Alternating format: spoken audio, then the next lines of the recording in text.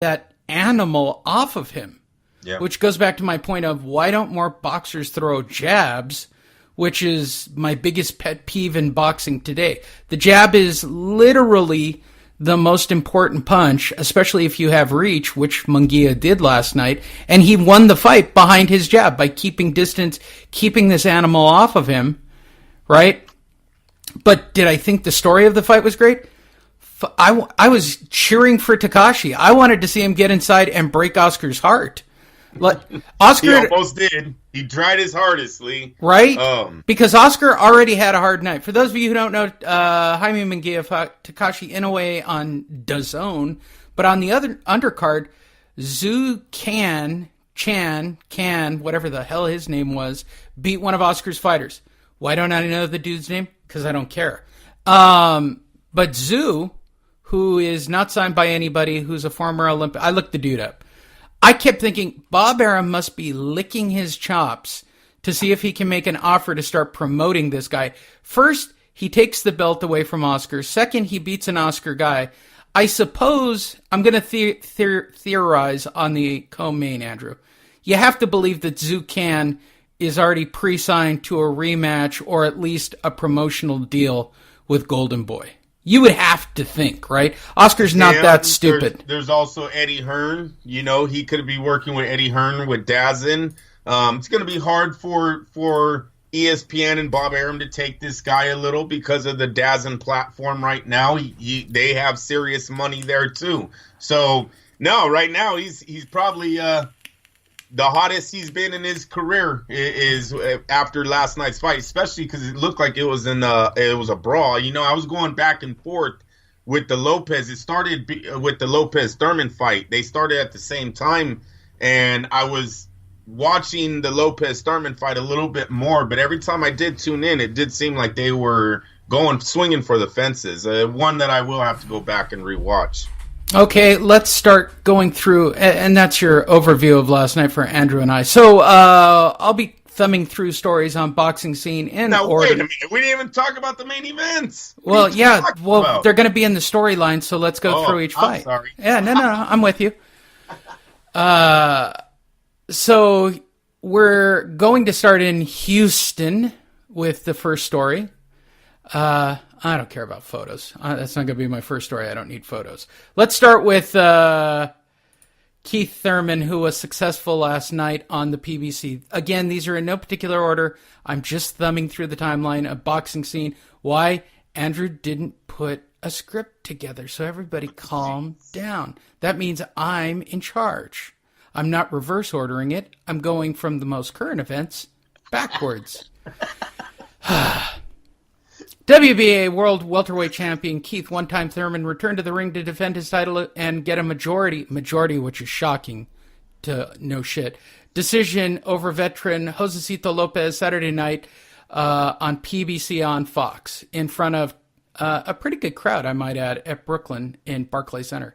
In his first fight in 22 months, after elbow and hand injuries, Thurman started fast, landing a clean left hook on an exchange that put Lopez on the cabinets with 15 seconds in the second round.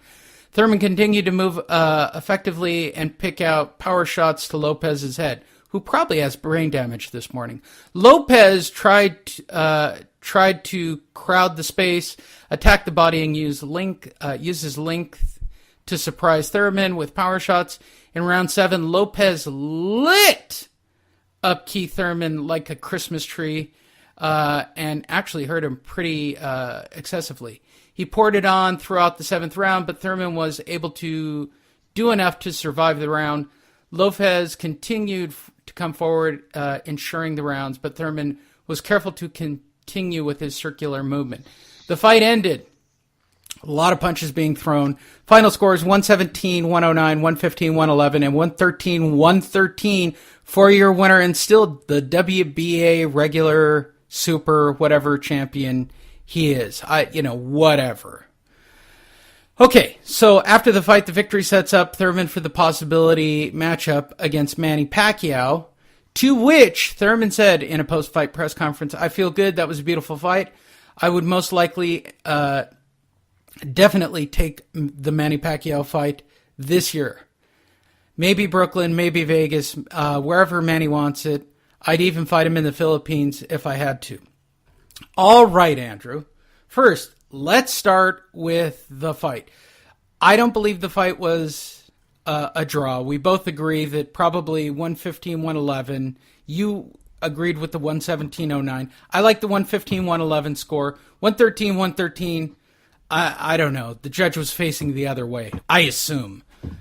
It wasn't really that close. Outside of a very compelling seventh round and the final rounds of this fight, right, where Lopez worked. Those were very big rounds, though. And I'm not saying they were worth 2 points, but Lopez really showed up at the end of this fight.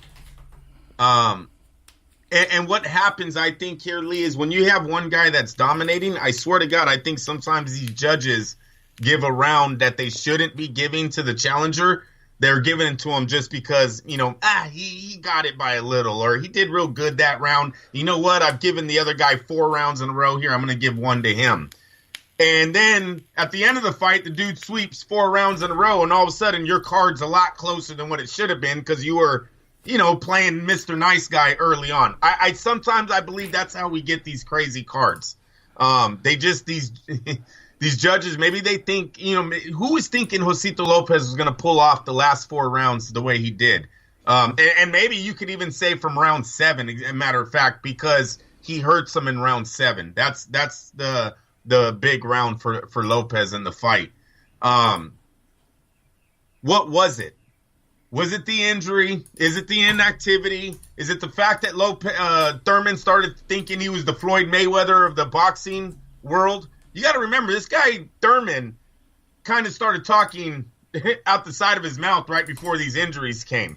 I don't know if I have the same fire in me. He's a 2-time champ in one division.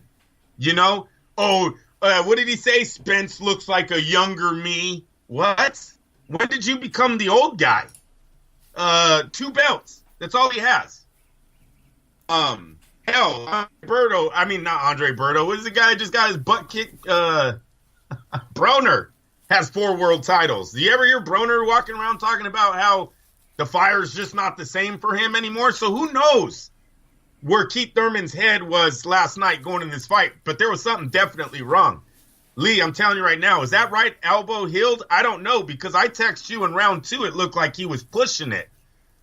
Guzin and Lennox Lewis, they didn't talk about the right hand. I thought they were hyping up Thurman a little bit too much in this fight. Yeah, but don't we expect that out of either broadcast, right? When we watched, they're pretty good. DAZN, they were busy blowing Oscar. No, they were busy blowing Inoue. Hey, Lee, can we say Inoue's name as much time as DAZN did last night? Oh, my God. It almost got annoying. It was like, stop. Oh, that's incredible. Oh, don't get me offside. We'll get to that fight after. They do fine. Look at they hit on a lot of things that Thurman was doing wrong. What Thurman needs to do is get back into the ring as fast as he can. Look at if that's going to be against Sean Porter, how sad of a 2019 comeback this guy had. First he fights a dude's not even ranked, barely beats him on the cards. Listen, you guys, you can say whatever you want about the 113-113. I gave Josito Lopez 4 rounds in this fight. The way Thurman was bouncing around, it seemed like he had no balance last night. He looked bigger and in better shape than Lopez, yet Lopez is moving him around the ring, arm punches, head shots. It really didn't matter. The champ was falling off of balance a lot. You don't know what angles these refs are seeing that. If you just see a guy punch and the other guy fall into the ropes but don't see the connection, you're going to think he landed. I just got to be real about it. And there was a lot of that going on last night where Thurman was off balance. He was tired late in that fight, and he was getting better. He was, what we're going to say, boxing, circling. Is that what we're going to call this today, people? We know what it was. He was backing up because he was hurt in the last parts of this fight. Body shots, head shots. Lopez was coming, taking a lot of punches for it. My lady, Christina, she kept saying, why doesn't he swing better? Why does he look so sloppy? Why is this? Why? And I'm trying to explain to her, like, Lopez is not that guy. Don't think he's going to come in here and be a technical fighter. He's not. He's a gatekeeper. He's been dropped multiple times. Stop 3. He has 6 losses. That's another thing we need to bring up is his losses. One of them being to Andre Berto. Okay? Thurman is supposed to be better than what he showed us last night, even off of the inactivity. Do you know, can you explain to me the backstory? Because I didn't follow this. Why wasn't Garcia almost not able to make Lopez's corner? I don't know the back. I just heard that too. Right? I don't know the backstory to that one. It's weird. It has to be, I'll have that answer for you. Sorry, I didn't look that up, Lee. But no, I did hear about that. They brought it up frequently. In fact, it was... I don't think it would have made a difference, though. Lopez did not fight a good fight, okay? But he was there to win. I think if he had better training, he could be more impressive. But his style is ugly, okay? He has a left hook that he's been living on since the Ortiz fight, and it almost paid off last night. I did not like how Thurman kept circling to his right. When you know the guy's best punch is a left hook, why you keep circling into it is beyond me. But then it was weird because in the 7th round, when he switches and starts circling into his Lopez's right hand, he can't stop one. And I thought that was really weird. Thurman, his timing, his defense was really off last night. I'm telling you, this was not a good performance for a fight that was supposed to be a showcase. Josito Lopez is not that guy. He is not. You think Josito Lopez is going 12 rounds with Pacquiao or Spence or Crawford? You're insane. And then you call it a majority to even let the referees have the fight this close. And I'm telling you, I gave him 4 rounds. The last part of that fight, I thought Lopez won the last majority of the last 6 to 7 rounds. I don't know where you go. Thurman needs to get back in the ring. He needs to change this by getting back in the ring, have better timing. They say the elbow, he had surgery on his right elbow, then he hurt his left hand. I don't know if he's ever going to be as good as what he was 2 years ago. He's going to stay out of the ring again. He said he's talking about fighting at the end of the year. So now we're talking about one fight in 2.5, 3 years? That the inactivity is going to catch up to him. I don't know if he'll ever be the same Keith Thurman. Dead serious. Hey, if I was him, I would try to fight 2 more times this year and then bring it really back in 2020 with hopefully an opponent like the winner of Spence Garcia or something like that. Because it seems like he's going to fight the winner of Ugas versus Sean Porter next for the WBC title again.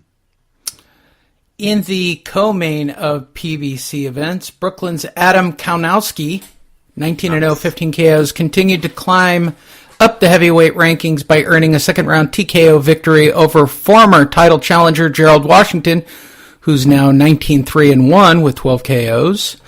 I trained hard for this fight, said Kaunowski. I prepared for 10 rounds, but I'm glad I got it done and ended it as fast as I did. We stuck to the game plan. I'm a pressure fighter. I worked on sitting down on my punches, and I proved that I have great power when I do that.